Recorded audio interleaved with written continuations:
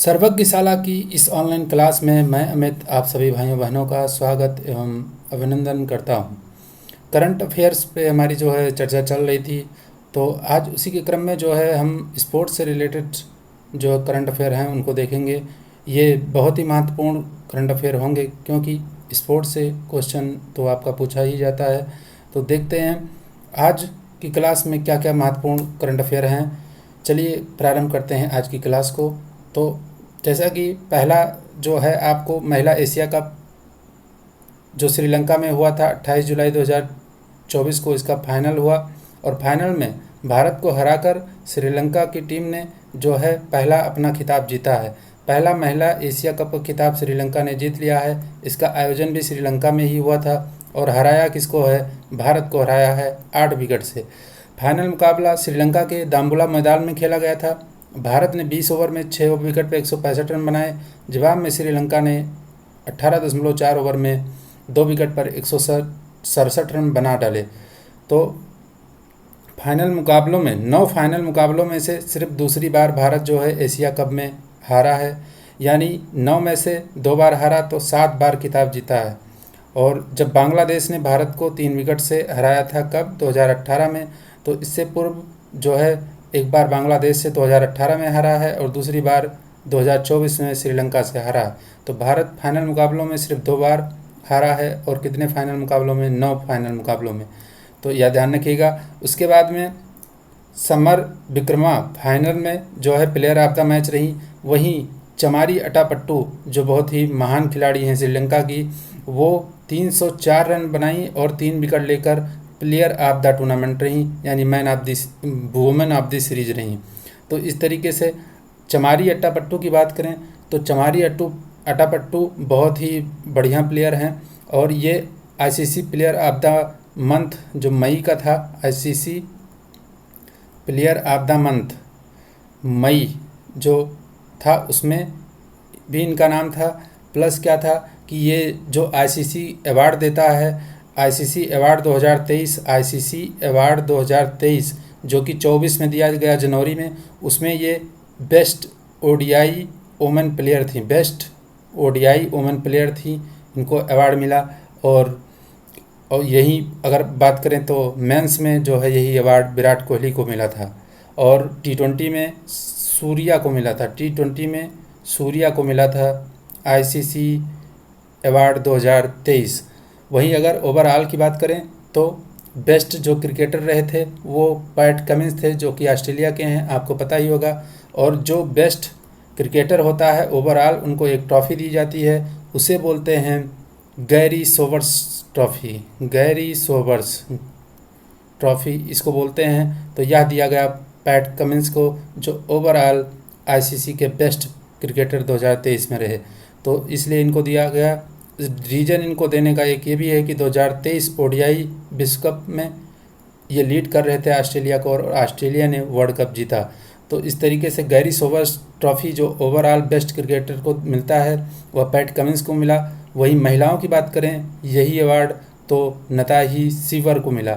नताही sewer जो England की हैं और जो महिलाओं को बेस्ट अवार्ड दिया जाता है उसे बोलते हैं रेचल हेहो फ्लिंट ट्रॉफ़ी।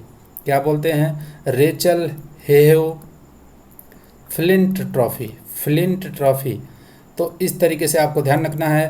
तो चमारी अटापट्टू बहुत ही इम्पॉर्टेंट खिलाड़ी हैं, बहुत अच्छी खिलाड़ी हैं श्रीलंका की। तो इस तरीके से चमारी अटापट्टू इस जो श्रृंखला में क्या रही थी? Man of the women, sorry man नहीं बोलेंगे, वुमेन ऑफ द सीरीज यानी प्लेयर ऑफ द टूर्नामेंट ये थी। भारत ने अब तक 7 बार एशिया कप जीता है। कब कब जीता?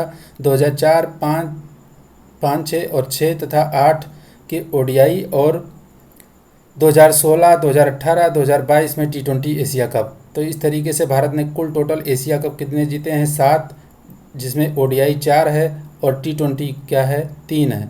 तो इसको आपको ध्यान रखना है। अब बढ़ते हैं अगले। तो डेविड वार्नर ने संन्यास की घोषणा कर दी। बहुत बढ़िया खिलाड़ी, ऑस्ट्रेलिया के महान खिलाड़ियों में से हैं ये। तो ऑस्ट्रेलिया के विस्फोटक बल्लेबाज डेविड वार्नर ने 25 जून 2024 को ऑस्ट्रेलियाई टीम के टी20 क्रिकेट विश्व कप 2024 से बाहर होने के बाद अपने 15 वर्ष के अंतर्राष्ट्रीय क्रिकेट करियर से संन्यास की घोषणा कर दी है। उन्होंने अपना आखिरी अंतर्राष्ट्रीय मैच 24 जून को भारत के खिलाफ खेला था। जब हार गए तो उसी के बाद इन्होंने संन्यास की घोषणा कर दी थी और ऑस्ट्रेलिया इस T20 विश्व कप से बाहर हो गया था। डेविड वार्नर ने जनवरी 2009 में T20 मैच के साथ अंतर्राष्ट्रीय क्रिकेट में पदार्पण किया था। इन्होंने अपने क्रिकेट करियर में खेले गए 112 टेस्ट मैच में 26 शतक, 37 अर्धशतक सहित 8,786 रन बनाए। वहीं 161 वनडे मैचों में 22 शतक, 33 अर्धशतक सहित 6,932 रन बनाए हैं। 110 T20 मैच खेले हैं, उसमें वार्नर ने 1 शतक और 28 अर्धशतक सहित 3277 रन बनाए हैं। तो इस तरीके से महान प्लेयर हैं ये भी, ऑस्ट्रेलिया के बहुत अच्छे प्लेयर हैं और काफ़ी फ़नी भी हैं, जो है ग्राउंड पे काफ़ी एक्टिव रहते हैं और बहुत एनर्जेटिक भी रहते हैं। बढ़िया प्लेयर थे कुल मिला के। तो ये जो है रिटायरमेंट ले लिए हैं। अब player of the month award है, ये आपको ध्यान रखना है।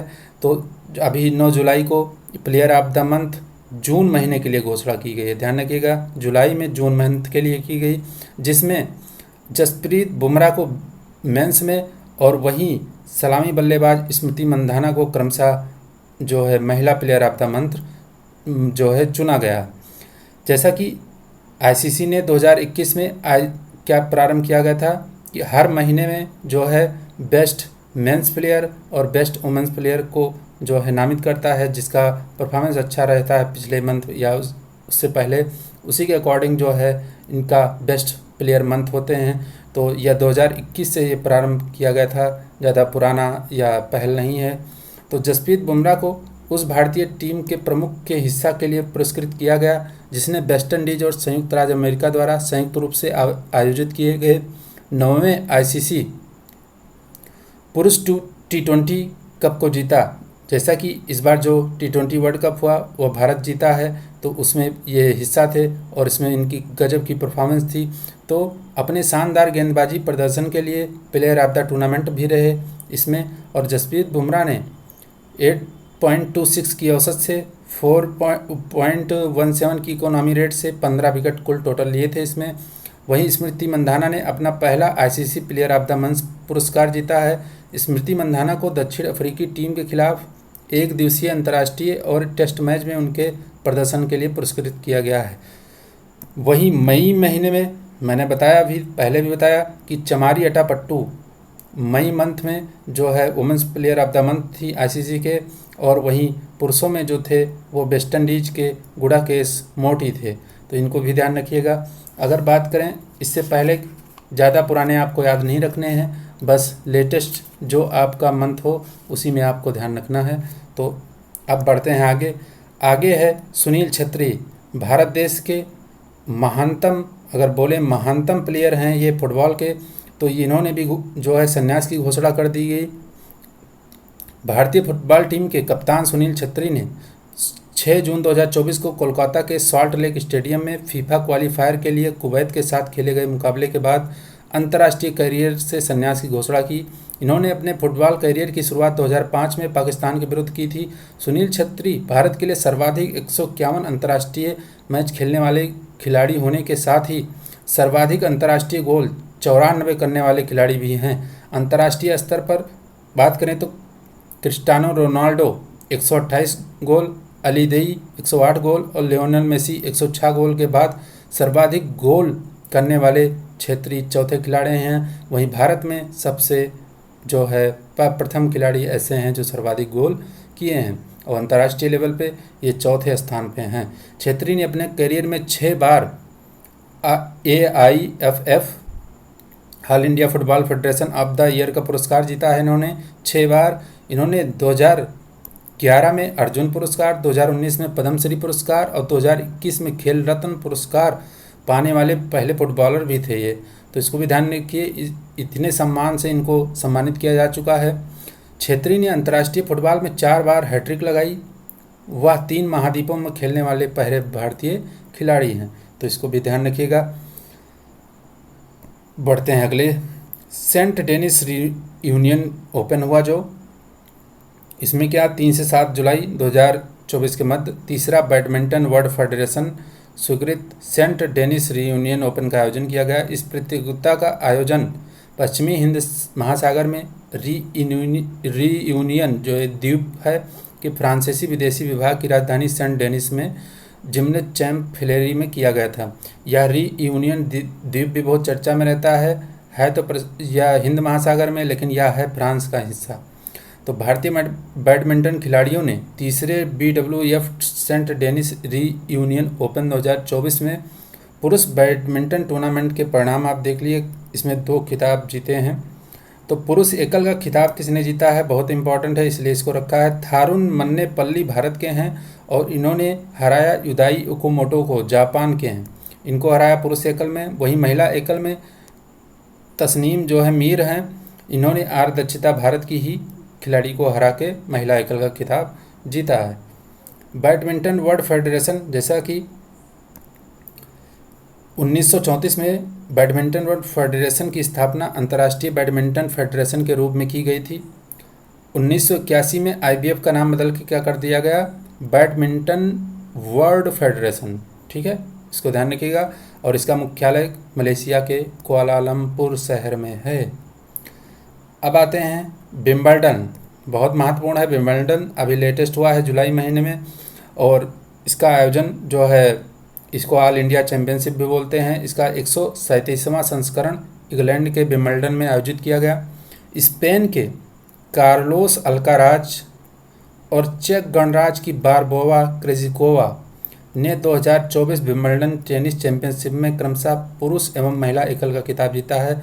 बस आपको 2 ही याद रखना है, इसमें मिश्रित यानी मिक्स्ड वाला और युगल वाला ये सब आपको नहीं याद रखना है। सिर्फ इसमें सिंगल एकल जो खिताब होते हैं उन्हीं को याद रखना है, वही ज़्यादातर पूछे जाते हैं।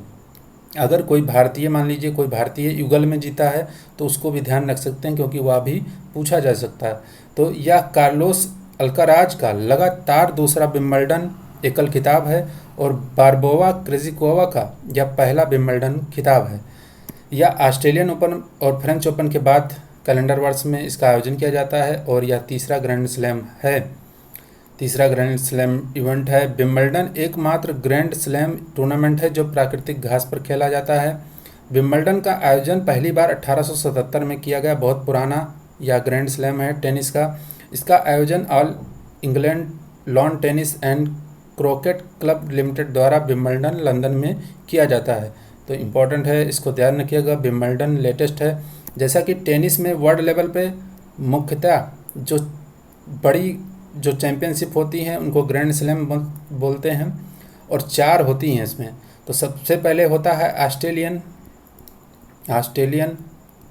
उसके बाद होता है फ्रेंच होता है, फिर उसके बाद होता है आपका जो है ऑस्ट्रेलियन फ्रेंच, फिर विंबलडन होता है, और लास्ट में होता है US ओपन। ये 4 ग्रैंड स्लैम होते हैं टेनिस में, और ये एक वर्ष के अंदर 4 बार इनका ये चारों का आयोजन होता है। तो इसको ध्यान रखिएगा, एक कैलेंडर वर्ष में इनका आयोजन होता है। अब देखें फ्रेंच ओपन, जैसा कि फ्रेंच ओपन हुआ, कब हुआ था, 26 से 9 जून के बीच पेरिस में खेला गया, और इसको क्ले की सतह पर आयोजित किया जाता है, चट्टान पे, लाल मिट्टी की जो है चट्टान होती है उस पर। और यह फ्रेंच ओपन, इसको रोलैंड गैरोस ट्रॉफी भी बोलते हैं। इसका जो उपनाम है उसको भी आपको ध्यान रखना है। जैसे विंबलडन को क्या बोलते थे, ऑल इंग्लैंड चैम्पियनशिप, वैसे ही फ्रेंच ओपन को रोलैंड गैरोस ट्रॉफी बोलते हैं। और यह जून में आयोजित हुआ, और यह लाल मिट्टी क्ले की सतह पर आयोजित किया जाता है। इसका परिणाम जो रहा वह रहा कार्लोस अल्काराज, इन्होंने जीता है, स्पेन के खिलाड़ी हैं कार्लोस अल्काराज। जैसे कि ऊपर आप देख चुके हैं, विंबलडन भी इन्होंने जीता है और फ्रेंच ओपन भी इन्होंने जीता है। तो कार्लोस अल्काराज ने फाइनल में जर्मनी के अलेक्जेंडर ज्वेरेव को हराया। इससे पूर्व अल्काराज 2022 में अमेरिकन ओपन और विंबलडन खिताब जीत चुके हैं। 2022 में 2 खिताब जीते थे, इस बार भी 2 हो गया है इनका। महिला एकल का खिताब पोलैंड की इगा स्विएटेक ने इटली की मीन पाउलिनी को हरा दिया है और लगातार इनका तीसरा फ्रेंच ओपन खिताब है, यह ध्यान रखिएगा। वेरी मोस्ट इम्पॉर्टेंट है ये, वेरी वेरी इम्पोर्टेंट। फिर ये ऑस्ट्रेलियन ओपन होता है, जो जैसा मैंने बताया सबसे पहले कैलेंडर वर्ष में पहले सर्वप्रथम यही होता है, ऑस्ट्रेलियन, फिर फ्रेंच, फिर जो विंबलडन, फिर यूएस। तो यह जनवरी में हुआ और मेलबर्न पार्क विक्टोरिया ऑस्ट्रेलिया में आयोजित किया गया था। पुरुष एकल का खिताब इटली के युवा टेनिस खिलाड़ी यानिक सिनर ने रूस के डेनियल मेडवेडेव को हराकर ऑस्ट्रेलियन ओपन 2024 पुरुष एकल का खिताब जीता है। सबसे ज़्यादा अगर बात करें इन तीनों में तो सबसे ज़्यादा यही इम्पोर्टेंट होगा, आप ध्यान रखिएगा, क्योंकि इटली के युवा खिलाड़ी हैं और यह पहली बार जीते हैं। यानिक सिनर नाम है इनका और बहुत ही महान खिलाड़ी, टेनिस मेडवेडेव को हराया है इन्होंने, इसलिए यह बहुत ही महत्वपूर्ण है। और सिनर ने अपने करियर का यह पहला ग्रैंड स्लैम जीता। सिनर ऑस्ट्रेलियन ओपन में पुरुष एकल का फाइनल जीतने वाले इटली के पहले खिलाड़ी भी हैं। तो इस तरीके से यह मोस्ट इम्पॉर्टेंट होगा, ऑस्ट्रेलियन ओपन आपको ध्यान रखना है। वहीं महिला एकल की बात करें तो महिला एकल ऑस्ट्रेलिया ओपन फाइनल में बेलारूस की आर्याना सबालेंका ने चीन की झेंग किनवेन को पराजित कर अपना दूसरा ग्रैंड स्लैम जीता है। तो इस तरीके से आर्याना सबालेंका का यह दूसरा ग्रैंड स्लैम है, इसको भी ध्यान रखिएगा। तो इन्होंने हराया जो है किसको, चीन की झिंग किनवेन को हराया। तो इस तरीके से आपको ध्यान रखना है। पुरुष युगल में एक चीज पॉइंट है, पुरुष युगल का बहुत नहीं ध्यान रखना है इसमें, लेकिन एक इसलिए ध्यान रखना है क्योंकि यह भारत के प्रसिद्ध टेनिस खिलाड़ी रोहन बोपन्ना और ऑस्ट्रेलिया के मैथ्यू एबडेन की जोड़ी ने फाइनल में इटली के साइमन बोलेली और एंड्रिया बाउसेरी की जोड़ी को सीधे सेटों में हराया। रोहन बोपन्ना और मैथ्यू एबडेन की जोड़ी ने पहली बार यह खिताब जीता, इसलिए महत्वपूर्ण है। पुरुष युगल का आपको ध्यान रखना है। भारत के रोहन बोपन्ना ओपन युग में ग्रैंड स्लैम जीतने वाले सबसे उम्रदराज खिलाड़ी बन गए हैं। बोपन्ना की आयु 43 वर्ष 329 दिन की उम्र में लगभग 44 पूरा करने वाले हैं, ये चैंपियन बने हैं। इससे पूर्व यह रिकॉर्ड नीदरलैंड के जीन जूलियन रोजर के नाम था, जिन्होंने 40 वर्ष की उम्र में फ्रांसीसी ओपन का युगल खिताब जीता था। तो यह बहुत महत्वपूर्ण है, ध्यान रखिएगा। रोहन बोपन्ना बहुत महत्वपूर्ण हो जाएगा यहाँ पे। पुरुष युगल, वैसे युगल कभी नहीं पूछा जाता, लेकिन भारत के हैं तो पूछा जा सकता है, बहुत ही महत्वपूर्ण होगा।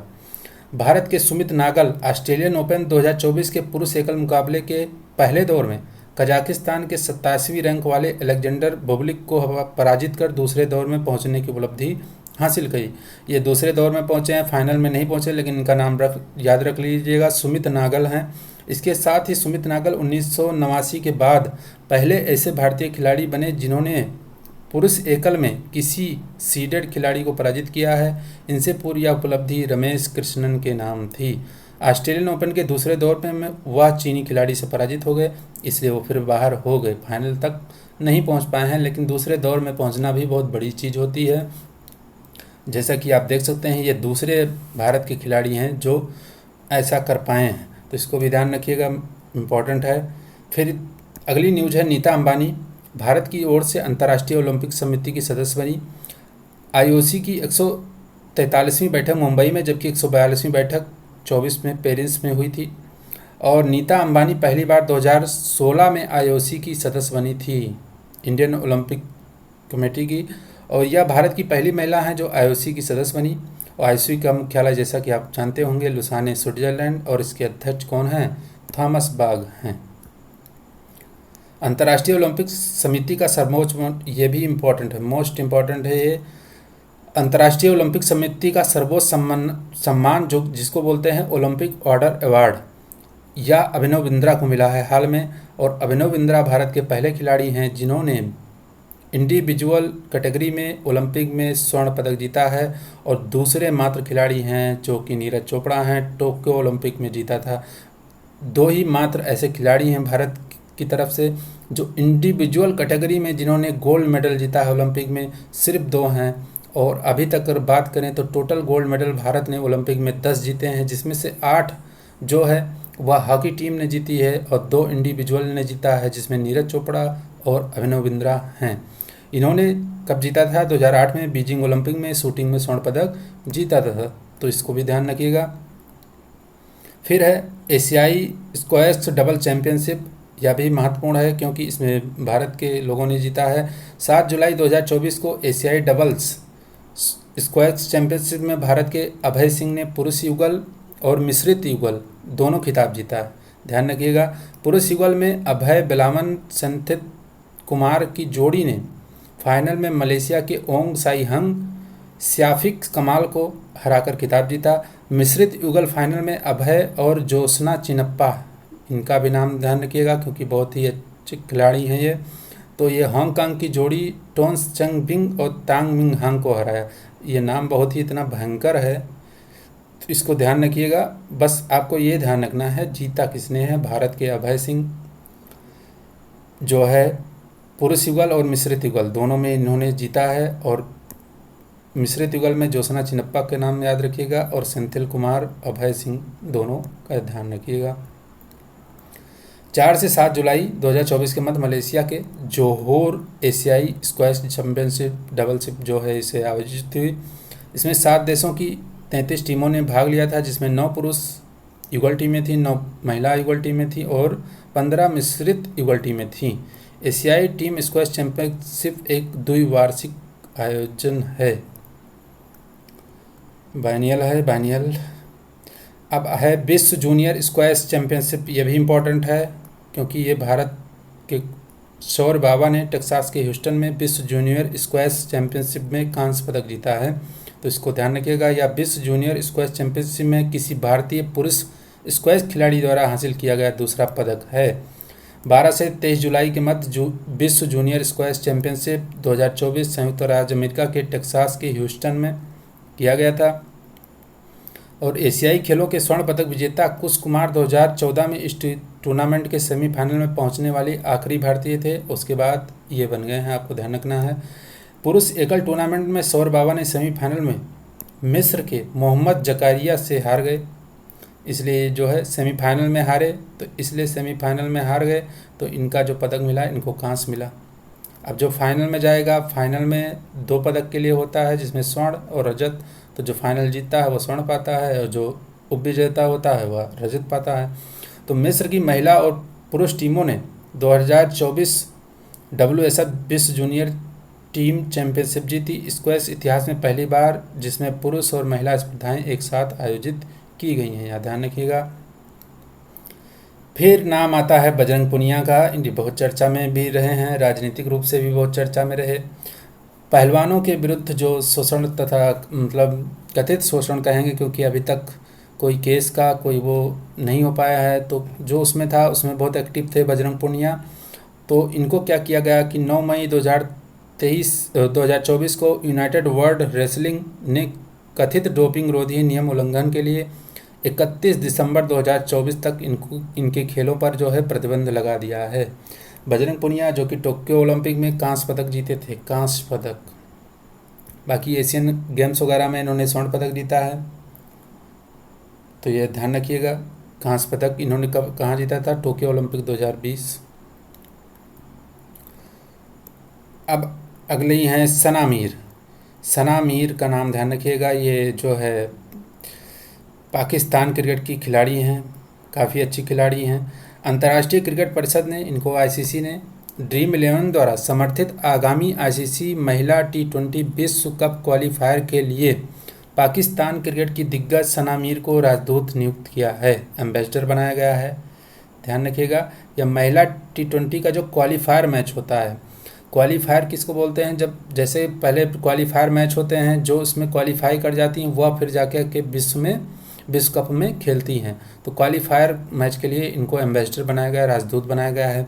वहीं अगर T20 मेंस वर्ल्ड कप की बात करें तो उसमें शायद युवराज सिंह थे एम्बेसडर। अब भारतीय फुटबॉल महासंघ क्या खबर है?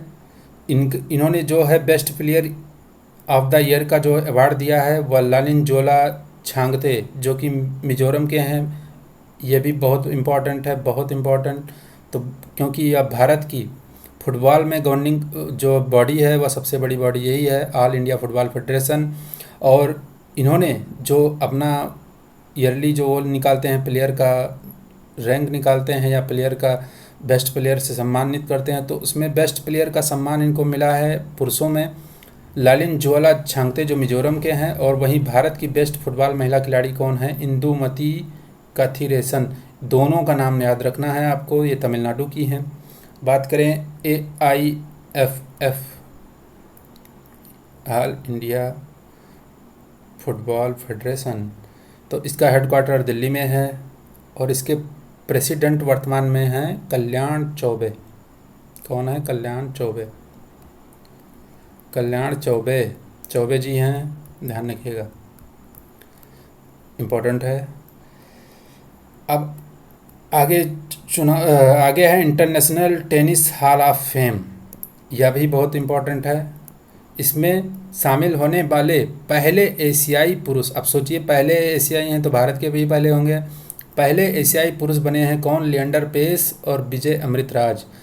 इसमें यूके के लेखक रिचर्ड इवांस को भी शामिल किया गया है जो टेनिस के बारे में लिखते हैं।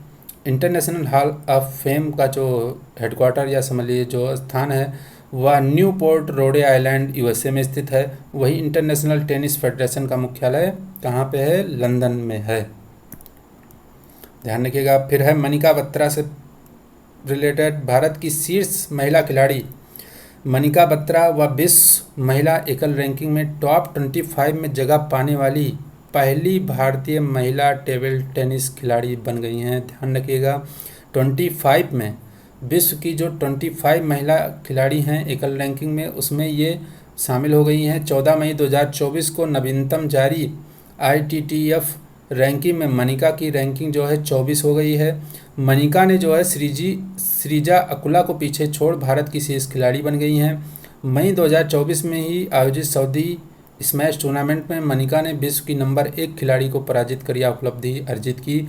मनिका ने एशियन गेम्स 2022 में B1 सिंगल में जो है ब्रॉन्ज मेडल जीता था, कांस्य पदक। कॉमनवेल्थ टेटे चैंपियनशिप 2019 में स्वर्ण पदक जीता। कॉमनवेल्थ गेम्स 2018 में टीम और सिंगल्स में गोल्ड मेडल जीता। मनिका ने एशियन गेम्स में मिक्स्ड डबल्स में ब्रॉन्ज मेडल जीता।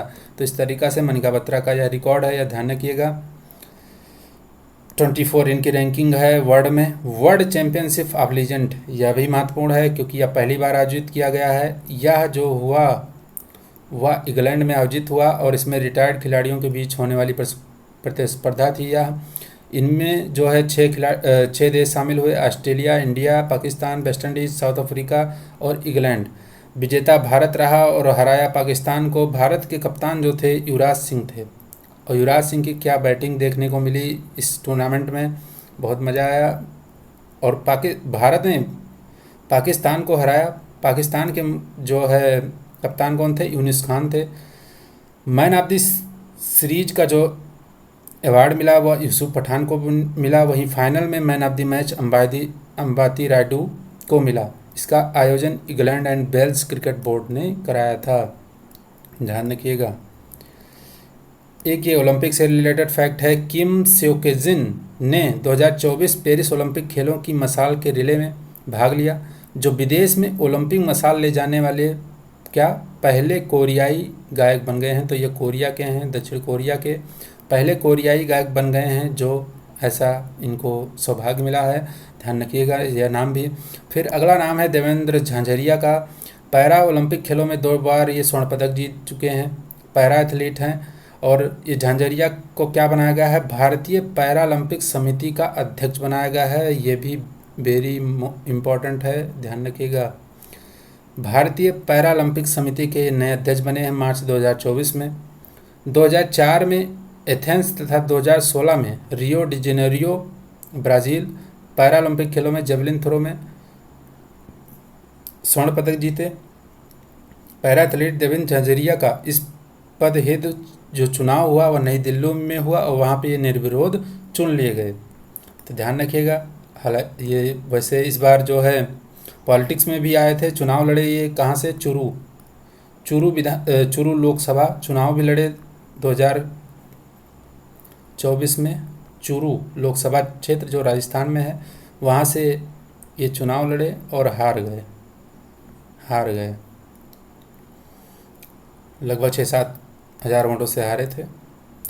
खेलो इंडिया राइजिंग टैलेंट आइडेंटिफिकेशन जिसको बोलते हैं कीर्ति पहल स्टार्ट की गई थी, यह ध्यान रखिएगा। और इसका अभी जो है दूसरा चरण शुरू किया गया है। यह पहल जो है खेल एवं युवा मामलों का मंत्रालय द्वारा शुरू किया गया था। इसके तहत 9 से 18 वर्ष तक के बच्चों में खेल के टैलेंट की पहचान की जा रही है। अब इसका जो पहला चरण था वह चंडीगढ़ में इसका पहला चरण लॉन्च किया गया था 12 मार्च 2024 में इसी वर्ष, और इसमें 51,000 खिलाड़ियों का आकलन किया गया था। इस पहल के तहत वित्तीय वर्ष 25 तक 20 लाख खिलाड़ियों के आकलन करने का लक्ष्य है, और इसके तहत जो है 11 खेलों में जैसे एथलेटिक्स, तीरंदाजी, badminton, boxing, football, hockey, kabaddi, kho kho, volleyball, भारोत्तोलन, वेटलिफ्टिंग, पहलवानी यानी रेसलिंग में प्रतिभा की खोज की जाएगी। जैसा कि खेलो इंडिया गेम्स जो कि 2018 में लॉन्च किया गया था, खेलो इंडिया गेम्स, और खेलो इंडिया गेम्स के अंतर्गत खेलो इंडिया गेम्स यूथ, खेलो इंडिया गेम यूनिवर्सिटी गेम्स, कई तरह के गेम होते हैं, धीरे धीरे करके शुरू किए गए। और वर्तमान में अगर बात करें तो खेल एवं युवा मामलों के जो मंत्री हैं उनको ध्यान रखना है, क्योंकि नए बने हैं मनसुख मांडविया हैं इस समय वर्तमान में खेल मंत्री, तो इसको ध्यान रखिएगा।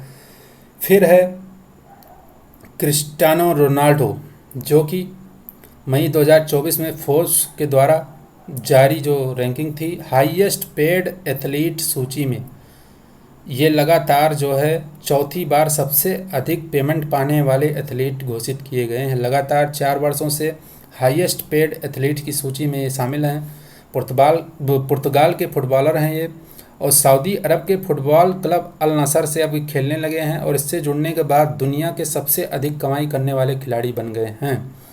फोर्ब्स सूची के अनुसार रोनाल्डो ने पिछले 12 महीनों में $260 मिलियन, जो कि लगभग 2170 करोड़ रुपए की कमाई की।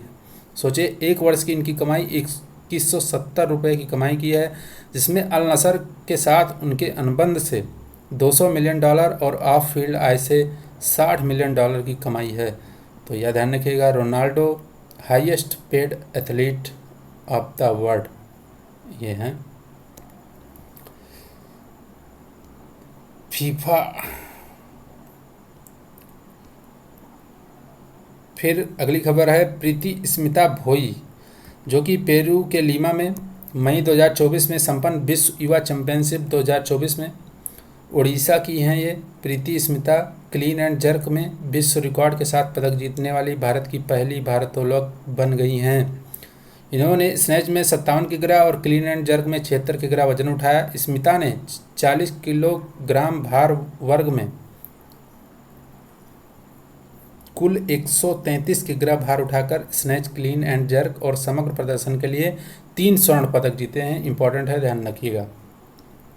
अब देखें नवीनतम फीफा पुरुष रैंकिंग जो है देशों की, उसमें अर्जेंटीना पहले नंबर पर, फ्रांस दूसरे नंबर पर, स्पेन तीसरे नंबर पर, और मेरा प्यारा भारत देश 124वें नंबर पर है। भाई साहब, कितनी बुरी स्थिति है फुटबॉल में, आप देख सकते हैं वर्ल्ड में। यूरोपियंस अगर बात करें, देख लें फीफा जैसा कि ये फीफा है, फीफा रैंकिंग, तो फीफा का मुख्यालय कहाँ पे है? ज्यूरिख है, ज्यूरिख में, ज्यूरिख। अब ज्यूरिख कहाँ है? स्विट्ज़रलैंड में है, और इसके वर्तमान जो प्रेसिडेंट हैं वह हैं जियानी इन्फेंटिनो। तो यह भी ध्यान रखिएगा। यूरोपियन सॉकर चैंपियनशिप 2024 यह भी फुटबॉल का है। तो यूरो 2024 के फाइनल में स्पेन ने इंग्लैंड को हराकर अपनी रिकॉर्ड चौथी बार यह चैंपियनशिप जीती है।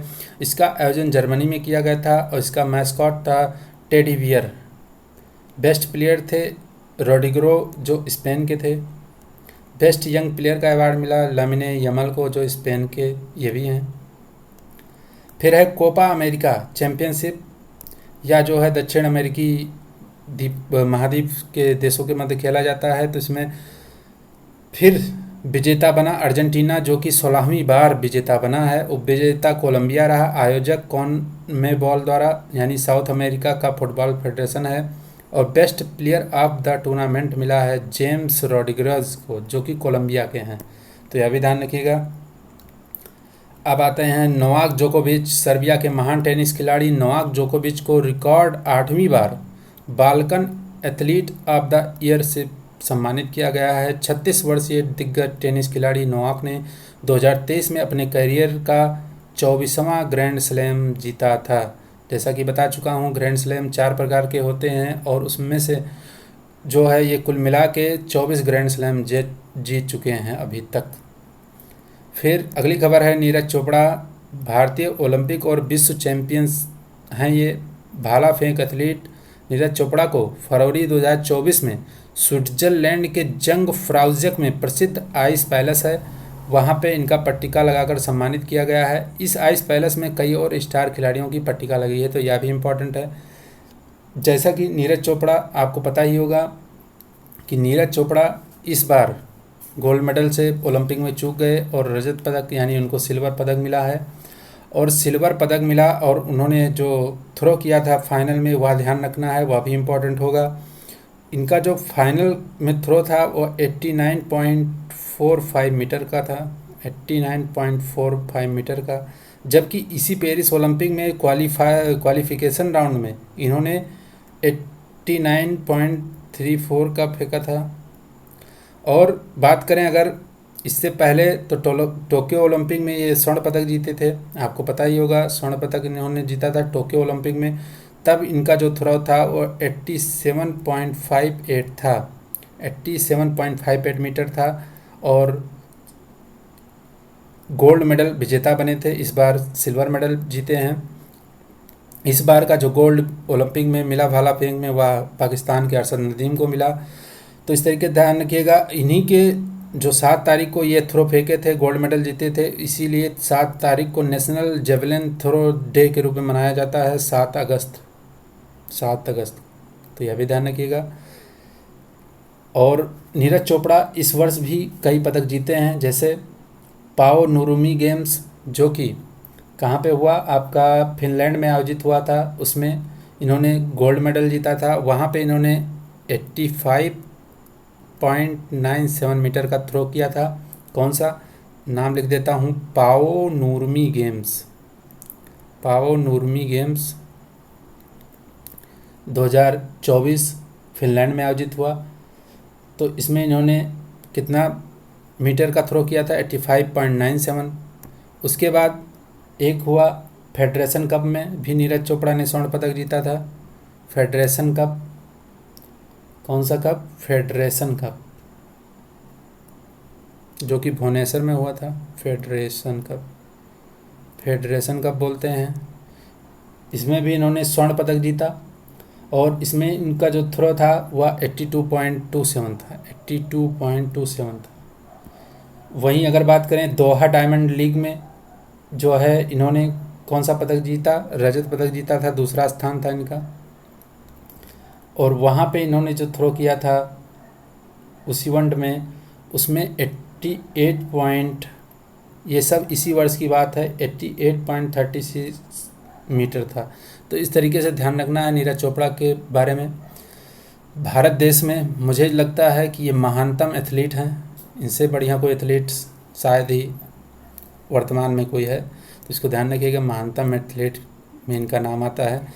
अब अगला जो हैं जियानी इन्फेंटिनो, जैसा कि ये फीफा के प्रेसिडेंट हैं, तो फीफा के अध्यक्ष जियानी इन्फेंटिनो को दुबई संयुक्त अरब अमीरात में 12वें मोहम्मद बिन राशिद अल मखतूम क्रिएटिव स्पोर्ट्स अवार्ड समारोह में वर्ष 2023 के अंतर्राष्ट्रीय खेल व्यक्तित्व का पुरस्कार इनको मिला है। यह ध्यान रखिएगा, यह पुरस्कार 2009 में स्थापित किया गया था। कहाँ मिला है, संयुक्त अरब अमीरात, यूएई में, तो इसको ध्यान रखिएगा। फिर है professional golf tower of India, जो कि गोल्फ का आपका गवर्निंग बॉडी है इंडिया में, उसमें पीजीटीआई का अध्यक्ष जो क्रिकेटर हैं कपिल देव को बनाया गया है। अब यह क्वेश्चन अगर एग्ज़ाम में आ जाएगा तो 90% लोग कपिल देव पर नहीं जाएंगे क्योंकि ये क्रिकेटर हैं, तो ऐसा नहीं है। कपिल देव गोल्फ के भी बहुत अच्छे खिलाड़ी हैं, इसीलिए इनको बनाया गया है, ये अध्यक्ष बने पीजीटीआई। और पीजीटीआई की स्थापना जो हुई वो 2006 में हुई, मुख्यालय इसका गुरुग्राम हरियाणा में है, तो यह भी ध्यान रखिएगा। फिर है फिडे विश्व चैंपियनशिप मैच, इसका आयोजन सिंगापुर में होगा। और डी कुगेस जो कि भारत के और डिंग लिरेन चीन के बीच यह आयोजन होगा। और इससे पूर्व क्या दिल्ली, चेन्नई, सिंगापुर इसे आयोजित कराना चाहता था, लेकिन फिडे ने सिंगापुर को आयोजन स्थल के रूप में चुना और डी गुकेश अगर यह जीत लेते हैं तो 18 वर्ष की आयु में वर्ल्ड चैम्पियन बन जाएंगे। तो बहुत महत्वपूर्ण है अगर देखा जाएगा। अभी बात करें फिडे की, तो फिडे जो चेस की बॉडी होती है उसमें फिडे वर्ल्ड की टॉप गवर्निंग बॉडी है। इसको फ्रेंच भाषा में लिखा जाता है फिडे। फिडे का फुल फॉर्म जो है फ्रेंच भाषा में है। और कैसे लिखा जाता है, फेडरेशन, पहले तो फेडरेशन है, फिर है इंटरनेशनल, स्पेलिंग गलत नहीं लिखूंगा, इंटरनेशनल, नेशनल होता है लेकिन यहाँ ई लगा हुआ लास्ट में, फिर है डेस और फिर है इचेस, इचेस। तो यह फ्रेंच वर्ड है, भयंकर नाम है। तो फ्रेंच भाषा का शब्द है। वैसे इसको विश्व क्या बोलते हैं, विश्व या अंतर्राष्ट्रीय शतरंज संघ। और इसके प्रेसिडेंट जो हैं वर्तमान में, उनका नाम है अर्काडी ड्वारकोविच, जो कि रूसिया के हैं, रसिया के प्रेसिडेंट हैं अर्काडी, ARKADY, अर्काडी DVOR ड्वारकोविच, ये रूस के हैं। और इसी बॉडी की फिडे की जो डेप्यूटी प्रेसिडेंट हैं यानी उपाध्यक्ष जो हैं वह हैं भारत के विश्वनाथन आनंद। विश्वनाथन आनंद भारत के महान चेस प्लेयर विश्वनाथन आनंद हैं। और जी गुकेश अगर बात करें तो जी गुकेश अगर यह जीत जाते हैं तो वर्ल्ड चैम्पियन बन जाएंगे, वो 18 वर्ष की आयु में। डी गुकेश जब ग्रैंड मास्टर बने थे भारत के, तो वह सबसे कम उम्र में ग्रैंड मास्टर बनने वाले भारत थे। लेकिन वर्तमान में अगर देखें तो यह रिकॉर्ड अभिमन्यु मिश्रा के नाम है। फिर आगे देखते हैं, विश्वनाथन आनंद का देख लें यहाँ पे। तो यह 10वीं बार लियोन मास्टर चेस चैंपियनशिप इन्होंने जीता है। और विश्वनाथन आनंद भारत के पहले ग्रैंड मास्टर थे और 5 बार वर्ल्ड चैंपियन भी रहे हैं, ध्यान रखिएगा।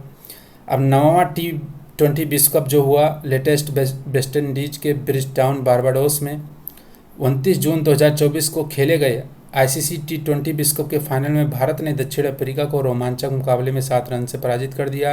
दूसरी बार T20 विश्व कप खिताब जीता है। इससे पूर्व 2007 में महेंद्र सिंह धोनी की कप्तानी में यह मुकाबला विश्व कप जीता था। टॉस जीतकर पहले भारत की बल्लेबाजी ने की। ये सब कोई इंपॉर्टेंट नहीं है, आप ध्यान रखिए। ये ध्यान रखिए 17 वर्षों के लंबे अंतराल के बाद 2007 में जीते थे। दूसरी बार भारतीय टीम ICC T20 चैंपियन बनी है। वहीं 13 वर्ष पूर्व 2011 में भारत ने महेंद्र सिंह धोनी की कप्तानी में ICC ODI विश्व कप और 2013 में चैंपियन ट्रॉफी के रूप में अंतिम ICC खिताब जीता था।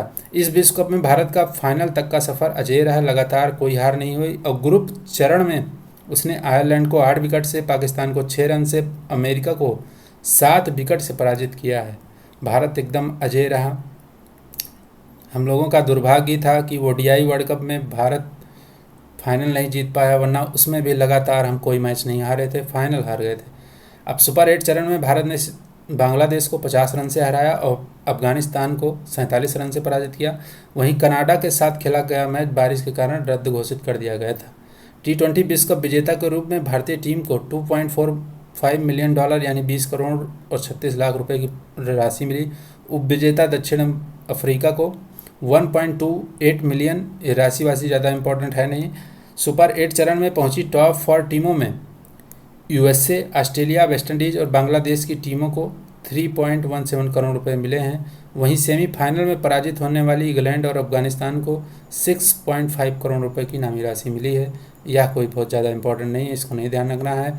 बस आगे ध्यान रखिए, T20 विश्व कप 2024 का सर्वश्रेष्ठ खिलाड़ी का सम्मान भारत के तेज गेंदबाज जसप्रीत बुमराह को मिला। वहीं फाइनल का man of the match Bharat के विराट कोहली को घोषित किया गया था, क्योंकि ये 76 रन बनाए थे। टूर्नामेंट में सर्वाधिक रन अफगानिस्तान के रहमतुल्लाह गुरबाज, जो कि 281 रन बनाए। तो सर्वाधिक विकेट 17 विकेट अर्शदीप और अफगानिस्तान के फजल हक फारूकी ने लिए हैं। अमेरिका और वेस्ट इंडीज की संयुक्त मेजबानी में यह आयोजित हुआ T20 विश्व कप।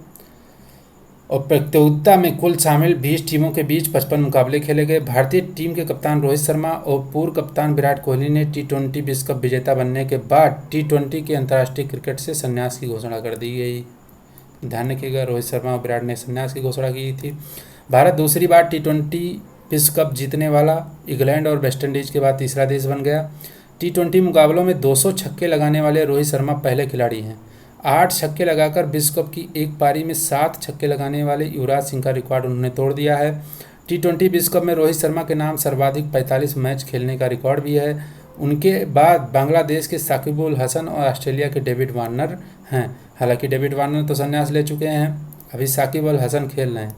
रोहित शर्मा भारत को ICC विश्व T20 कप जिताने वाले भारत के तीसरे कप्तान हैं।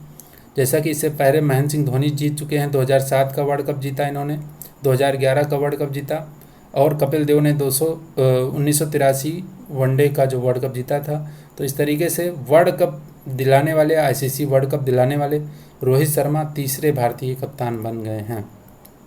अब आता है IPL की बात कर लेते हैं। BCCI के T20 प्रारूप इंडियन प्रीमियर लीग के 17वां संस्करण था। इसको ध्यान रखिएगा कि मुकाबले 22 मार्च से 26 मई के मध्य आयोजित किए गए। IPL के 17वें संस्करण का खिताब श्रेयस अय्यर के नेतृत्व वाली कोलकाता नाइट राइडर्स ने 26 मई 2024 को हुए फाइनल मुकाबले में पैट कमिंस के नेतृत्व वाली सनराइजर्स हैदराबाद को पराजित किया था। इस वर्ष IPL में 2 बार सर्वोच्च स्कोर बनाने वाली सनराइजर्स हैदराबाद की टीम चेन्नई के M चिदम्बरम स्टेडियम में फाइनल मैच में 18.3 ओवर में 113 रन ही बना सकी और 114 रन के लक्ष्य का पीछा करते हुए कोलकाता नाइट राइडर्स ने जो है केवल 63 गेंदों पर ही मैच खत्म कर दिया और 2 विकेट खोया था। इस तरीके से 8 विकेट से कोलकाता नाइट राइडर्स जीत गई। और कोलकाता नाइट राइडर्स टीम ने इससे पूर्व 2012-2014 में IPL खिताब जीता है। इस तरीके से यह तीसरा इनका खिताब था IPL का। KKR टीम के ऑस्ट्रेलियाई खिलाड़ी मिशेल स्टार को 5 लाख के साथ प्लेयर ऑफ द फाइनल का पुरस्कार दिया गया। विजेता टीम को ट्रॉफी के साथ 20 करोड़ की राशि प्रदान की गई। वहीं उप विजेता सनराइजर्स हैदराबाद को 12.5 करोड़ रुपए मिले। टीम की बात करें तो कितनी टीमें थीं? 10 टीमें थीं टोटल, जिसमें चेन्नई सुपर किंग्स जिसके कप्तान ऋतुराज गायकवाड़, दिल्ली कैपिटल ऋषभ पंत कप्तान थे, KKR के कप्तान श्रेयस अय्यर थे जो विजेता थी, और लखनऊ सुपर जायंट्स के कप्तान KL राहुल थे, गुजरात के शुभमन गिल थे, मुंबई इंडियंस के हार्दिक पांड्या थे और पंजाब किंग्स के शिखर धवन थे, और वहीं राजस्थान रॉयल्स के जो है संजू सैमसन और RCB के जो थे वो फाफ डुप्लेसी थे। तो इस तरीके से आपको ध्यान रखना है। सनराइजर्स हैदराबाद के पैट कमिंस थे। और IPL 2024 में 10 कुल फ्रेंचाइजी टीम थी और 74 मुकाबले खेले गए। टाटा ग्रुप 2024 से 28 तक की अवधि के लिए IPL की टाइटल प्रायोजक है, स्पॉन्सर है। तो इसको ध्यान रखिएगा, टाटा ग्रुप कब से 2024 से 28 तक। IPL 2024 में most valuable player of the season यानी प्लेयर ऑफ द सीरीज का पुरस्कार 10 लाख रुपए कोलकाता नाइट राइडर्स के सुनील नारायण को दिया गया। इनकी ऑलराउंडर परफॉर्मेंस थी वहाँ पे। Game changer of the season का पुरस्कार भी कोलकाता नाइट राइडर्स के सुनील नारायण को ही प्रदान किया गया, 10 लाख रुपए दिए गए। टूर्नामेंट में सर्वाधिक 741 रन बनाने के लिए orange cap royal challenger Bangalore के खिलाड़ी RCB के खिलाड़ी विराट कोहली को मिला। टूर्नामेंट में सर्वाधिक विकेट लेने वाले को पर्पल कैप मिलता है, तो 10 लाख की राशि मिली। पंजाब के जो हर्षल पटेल थे उन्होंने सर्वाधिक 24 विकेट लिया था। फेयर प्ले का अवार्ड जो है सनराइजर्स हैदराबाद को प्रदान किया गया है, 10 लाख रुपए। सनराइजर्स हैदराबाद के नीतीश कुमार रेड्डी को emerging player of the season का पुरस्कार दिया गया है और कैच ऑफ द सीजन का पुरस्कार कोलकाता नाइट राइडर्स के रमनदीप सिंह को दिया गया है। तो इस सारे महत्वपूर्ण फैक्ट हैं, इसको ध्यान रखिएगा। IPL 2024 में सर्वोच्च 124 रन की व्यक्तिगत पारी लखनऊ सुपर जायंट्स के जो खिलाड़ी हैं मार्कस स्टोइनिस ने इन्होंने खेली थी। हाईएस्ट जो रन बनाने वाले खिलाड़ी थे, 124 रन की इन्होंने अपनी व्यक्तिगत पारी खेली थी और ये लखनऊ सुपर जायंट के हैं, ऑस्ट्रेलिया के हैं मार्कस स्टोइनिस। तो इसको भी ध्यान रखिएगा। IPL 2024 में कुल मिलाकर 11 बल्लेबाजों ने 12 शतकीय पारियां खेली हैं। इसमें राजस्थान रॉयल्स के जॉस बटलर ने 2 शतक मारा है। तो इस तरीके से 11 खिलाड़ी 12 शतक हो गया। IPL 2024 में सर्वाधिक 42 छक्के अभिषेक शर्मा ने तथा सर्वाधिक 64 चौके ट्रेविस हेड ने, दोनों सनराइजर्स हैदराबाद के हैं, लगाए हैं। अब महिला प्रीमियर लीग है, महिला WPL, इसको भी ध्यान रखिएगा। भारतीय क्रिकेट कंट्रोल बोर्ड बीसीसीआई के महिलाओं के दूसरा चरण है, ये दूसरा संस्करण। वहीं आईपीएल की बात करें तो वह 17वां था, और ये डब्ल्यूपीएल की बात करें तो यह दूसरा था। टूर्नामेंट का आयोजन 23 फरवरी से लेकर 17 मार्च तक हुआ। इसका खिताब दिल्ली कैपिटल्स को फाइनल में 8 विकेट से हराकर स्मृति मंधाना की नेतृत्व वाली रॉयल चैलेंजर बेंगलोर ने जीता है। इस बार इस लीग में टीमों की संख्या पिछली बार की तरह इस बार भी 5 थी। अब 5 कौन कौन सी टीमें हैं, कप्तान भी ध्यान रखिएगा। तो 5 टीमें थीं। जो आरसीबी थी उसकी कप्तान स्मृति मंधाना जो विजेता रही, एलाइसा हीली यूपी वॉरियर्स थी और यह उप विजेता रही। नहीं, उप विजेता यूपी नहीं थी, दिल्ली कैपिटल थी, सॉरी दिल्ली कैपिटल थी, ध्यान रखिएगा। हरमनप्रीत कौर मुंबई इंडियंस की कप्तान थी। बेथ मुनी जो ऑस्ट्रेलिया की हैं, ये गुजरात जायंट्स की कप्तान थी। मैग लेनिंग जो दिल्ली कैपिटल्स की कप्तान थी। तो ये 5 टीमें थी, पांचों की कप्तान आप देख लीजिए। अब टूर्नामेंट से जुड़े कुछ महत्वपूर्ण तथ्य हैं, इनको भी देख लीजिए। तो विजेता आरसीबी रही, 6 करोड़ रुपए मिले। उप विजेता दिल्ली कैपिटल्स रही। और टूर्नामेंट का सर्वश्रेष्ठ खिलाड़ी यानी player of the series Deepti Sharma जो यूपी वॉरियर्स की हैं, ये ऑलराउंडर हैं, बॉलिंग भी अच्छा करती हैं, बैटिंग भी अच्छा करती हैं। पर्पल कैप सर्वाधिक विकेट लेने वाले श्रेयंका पाटिल जो आरसीबी की थी, 13 विकेट इन्होंने लिया। ऑरेंज कैप एलाइसा पीरी जो सर्वाधिक रन बनाई, 347 रन, इन्होंने कई विकेट भी लिए थे। फेयर प्ले अवार्ड मिला है आरसीबी को।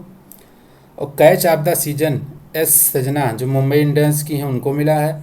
Emerging player of the season Shreyanka Patil, यानी इनको दो अवार्ड मिले हैं, एक पर्पल कैप का सर्वाधिक विकेट लेने वाला और एक emerging player of the season का अवार्ड। तो 2 चीज़ ध्यान रखिएगा। व्यक्तिगत सर्वोच्च जो पारी थी वह हरमनप्रीत कौर की थी, 95 रन की। और सीरीज में सर्वाधिक छक्के 20 छक्के शेफाली वर्मा ने जो कि दिल्ली कैपिटल्स की हैं उन्होंने लगाए। टूर्नामेंट में हैट्रिक्स एक लगी है जिसमें दीप्ति शर्मा ने लगाया है, और वह किसके, दिल्ली कैपिटल्स के विरुद्ध। फाइनल मैच में प्लेयर ऑफ द मैच रही सोफी मोलिनेक्स जो आरसीबी की हैं, ध्यान रखिएगा। अब एक आपका जो आया था ये आईसीसी में T20 ऑलराउंडर रैंकिंग आई थी, इसको भी ध्यान रखिएगा। तो इसमें हार्दिक पांड्या दुनिया के नंबर 1 ऑलराउंडर बन गए हैं। यह उपलब्धि हासिल करने वाले ये पहले भारतीय खिलाड़ी हैं, क्योंकि ऑलराउंडर कोई आज तक आईसीसी के T20 रैंकिंग में फर्स्ट जो पायदान है वहाँ पे नहीं पहुँचा है। अब इसी में दूसरे नंबर पे हैं वानेंदु हसरंगा जो श्रीलंका के हैं। तीसरे स्थान पर हैं मार्कस स्टोइनिस जो ऑस्ट्रेलिया के हैं। और आपको ये तो अब तक पता ही चल गया होगा कि भारतीय पुरुष क्रिकेट टीम के मुख्य कोच गौतम गंभीर बन गए हैं। इन्होंने जडेजा नहीं, द्रविड़ का स्थान लिया है। अब रणजी ट्रॉफी 2024 ये भी देख लीजिए। तो भारतीय बीसीसीआई के घरेलू क्रिकेट के प्रथम श्रेणी क्रिकेट का यह 89वां रणजी ट्रॉफी जो 5 जनवरी से मार्च में जो विभिन्न शहरों में खेला गया। 38 टीमें इस वर्ष प्रथम श्रेणी क्रिकेट के इस टूर्नामेंट में शामिल थीं। फाइनल में पहुंचने वाली 2 टीमें मुंबई और विदर्भ थी। मुंबई के वानखेड़े में 10 से 14 मार्च को खेले गए फाइनल में विदर्भ को 169 रन से हराकर मुंबई ने 42वीं बार यह ट्रॉफी जीतने में सफलता प्राप्त की है। आप सोचिए, कुल 89 टाइम्स यह हुआ है, जिसमें 42 बार तो मुंबई ने जीता है। मुंबई टीम ने मुशीर खान को फाइनल में प्लेयर ऑफ द मैच घोषित किया, जबकि प्लेयर ऑफ द सीरीज पुरस्कार मुंबई के ही तनुष कोटियान को मिला है। बस आपको ये ध्यान रखना है कौन जीता है, किसको हरा के। तो मुंबई ने विदर्भ को हराया। इस टूर्नामेंट में सर्वाधिक 902 विकेट आंध्र प्रदेश टीम के रिकी भुई ने रन बनाए हैं, जबकि विकेट सर्वाधिक तमिलनाडु के आर साई किशोर ने लिया है। इस टूर्नामेंट में मुंबई टीम के कप्तान अजिंक्य रहाणे थे, ध्यान रखिएगा, इंपॉर्टेंट है यह भी क्योंकि यह विजेता टीम है, तो इसको ध्यान रखिए। मुंबई टीम ने इससे पूर्व रणजी ट्रॉफी 8 वर्ष पूर्व 2016 में जीती थी। रणजी ट्रॉफी विजेता टीम के लिए पुरस्कार राशि को बीसीसीआई ने बढ़ा दिया है, 5 करोड़ रुपए इस वर्ष किया है। विजेता मुंबई टीम को 5 करोड़ के अतिरिक्त पुरस्कार मुंबई क्रिकेट संघ द्वारा प्रदान किया गया। इस प्रकार 10 करोड़ की राशि मुंबई टीम को प्राप्त हुई है। अब भारत इंग्लैंड टेस्ट मैच जो हुआ था, श्रृंखला हुई थी, उसको देख लीजिए। 5 टेस्ट मैच की श्रृंखला के लिए बेन स्टोक्स के नेतृत्व वाली इंग्लैंड की क्रिकेट टीम ने भारत का दौरा किया जनवरी से मार्च के मध्य। इस श्रृंखला के हैदराबाद में खेले गए केवल केवल पहले मैच में ही पराजय का सामना भारतीय टीम ने किया। बाद में विशाखापत्तनम, राजकोट, रांची, धर्मशाला में खेले गए चारों टेस्ट मैच जो है भारत ने जीत लिए और इस श्रृंखला को जीतने के साथ एंथोनी डी मेलो ट्रॉफी 4-1 से जीतने में सफलता प्राप्त की। श्रीलंका में इस श्रृंखला में 2 दोहरे शतक सहित सर्वाधिक 26 छक्के लगाने वाले Yashasvi Jaiswal player of the series रहे और इस श्रृंखला में भारतीय टीम का नेतृत्व रोहित शर्मा ने किया था। 4-1 से यह श्रृंखला जीती। अब अंडर 19 विश्व कप देख लेते हैं। अंडर 19 विश्व कप, तो ये आईसीसी अंडर 19 विश्व कप 2024 का आयोजन दक्षिण अफ्रीका में 19 जनवरी से 11 फरवरी के मध्य किया गया था। विश्व कप फाइनल मुकाबला भारत और ऑस्ट्रेलिया के बीच 11 फरवरी को बोनेनी में खेला गया। ऑस्ट्रेलिया ने भारत को 79 रन से पराजित कर विश्व कप का खिताब जीता और इस तरह ऑस्ट्रेलिया ने चौथी बार यह खिताब जीता है। कब कब जीता है? 88 में, 2002 में, 2010 में और 2024 में। टॉस जीतकर पहले बल्लेबाजी करने उतरी ऑस्ट्रेलियाई टीम ने 7 विकेट पर 253 रन बनाए, जो अंडर 19 क्रिकेट विश्व कप का अब तक का सर्वाधिक स्कोर था। यह ध्यान रखिएगा। लक्ष्य का पीछा करने उतरी भारतीय टीम मात्र 174 रन पर ऑल आउट हो गई और फाइनल मैच से पूर्व टूर्नामेंट में भारत ने सभी मुकाबले जीते थे। ऑस्ट्रेलिया तो भारत के लिए ऐसा है कि हर बार अगर फाइनल में मुकाबला हुआ है तो भारत हार ही जाता है। सोचिए, यहाँ भी भारत लगातार मैच जीता था लेकिन फाइनल में ऑस्ट्रेलिया हार गया। वही जैसे ओडीआई वर्ल्ड कप हुआ था वही हाल इसमें भी। टूर्नामेंट के फाइनल मुकाबले के man of the match Australia के बियर्डमैन रहे, जिन्होंने 3 विकेट लिए थे। वहीं प्लेयर ऑफ द सीरीज का पुरस्कार दक्षिण अफ्रीका के मफाका जो है, इन्होंने 21 विकेट लिया है, इनको मिला है। टूर्नामेंट में सर्वाधिक रन भारतीय टीम के कप्तान उदय सहारन ने 397 रन बनाए हैं। विश्व कप में कुल 16 टीमों के बीच 41 मैच खेले गए और टूर्नामेंट का सेमीफाइनल मुकाबला दक्षिण अफ्रीका और भारत, ऑस्ट्रेलिया और पाकिस्तान के बीच खेला गया था। तो यह भी ध्यान रखिएगा। अब है विजडन क्रिकेट अवार्ड जो मिला है, वो ध्यान रखिए। क्रिकेट का बाइबिल कहे जाने वाली ब्रिटिश पत्रिका विजडन के वर्ष 2024 के संस्करण में ऑस्ट्रेलिया के पैट कमिंस, इंग्लैंड के बेन स्टोक को पुरुषों में तथा इंग्लैंड की नताली सीवरब्रंट को महिलाओं में वर्ष 2023 के लिए leading cricketer of the year चुना गया है। तो विजडन के 2024 के पुरस्कार इस प्रकार है। Leading cricketer of the year PAT Cummins, leading cricketer of the year महिला नताली सीवरब्रंट जो कि इंग्लैंड की हैं। विजडन ट्रॉफी 2024 पिछले वर्ष किसी टेस्ट मैच में विशेष प्रदर्शन करने वाले पुरुष या महिला क्रिकेटर को दी जाने वाली ट्रॉफी। ट्रेविस ऑस्ट्रेलिया विश्व टेस्ट चैंपियनशिप 2023 में भारत के विरुद्ध फाइनल मैच में 174 गेंद पर 163 रन बनाए थे। Leading T20 cricketer in the world कौन है? हेली मैथ्यूज, वेस्ट इंडीज की महिला क्रिकेटर। विजडन के वर्ष के 5 जो क्रिकेटर हैं टोटल, सो देखिए, Mitchell Starc, Harry Brook, Mark Wood, Ashleigh Gardner और उस्मान ख्वाजा। कोई भी इसमें भारतीय खिलाड़ी नहीं है। डकवर्थ लुईस नियम के जनक का निधन हो गया है, ध्यान रखना। डकवर्थ लुईस ईस्टर्न नियम के जनक इंग्लिश सांख्यिकीविद फ्रैंक डकवर्थ का 84 वर्ष की आयु में 25 जून 2024 को निधन हो गया। वर्षा से प्रभावित मैचों का परिणाम निकालने के लिए डकवर्थ ने टोनी लुईस के साथ मिलकर इस नियम का आविष्कार किया था, इसीलिए डकवर्थ लुईस नियम कहा जाता है। अंतर्राष्ट्रीय क्रिकेट में पहली बार यह नियम 1997 में अपनाया गया था और 2001 में आईसीसी ने इसे आधिकारिक रूप से अपना लिया था। इस नियम को ऑस्ट्रेलियाई सांख्यिकीविद स्टीवन ईस्टन की ओर से कुछ संशोधन किए जाने के बाद यह नियम क्या कहलाने लगा? डकवर्थ लुईस ईस्टर्न नियम, यानी 3 लोगों का इसमें नाम जुड़ गया। डकवर्थ लुईस को 2010 में member of the Order of the British Empire से सम्मानित किया गया था, ध्यान रखिएगा। तो इस तरह से आज की जो है हमारी क्लास समाप्त होती है। आपको क्लास कैसी लगी या आप लोग कमेंट में ज़रूर बताया करिए, और अगर क्लास अच्छी लग रही हो तो अपने दोस्तों सहपाठियों के संग इसको शेयर भी करिए। तो अब मिलेंगे नेक्स्ट क्लास में। करंट अफेयर की लगातार हमारी कंटिन्यू क्लास चलती रहेगी और संपूर्ण करंट अफेयर का हम जो है इसको देखेंगे।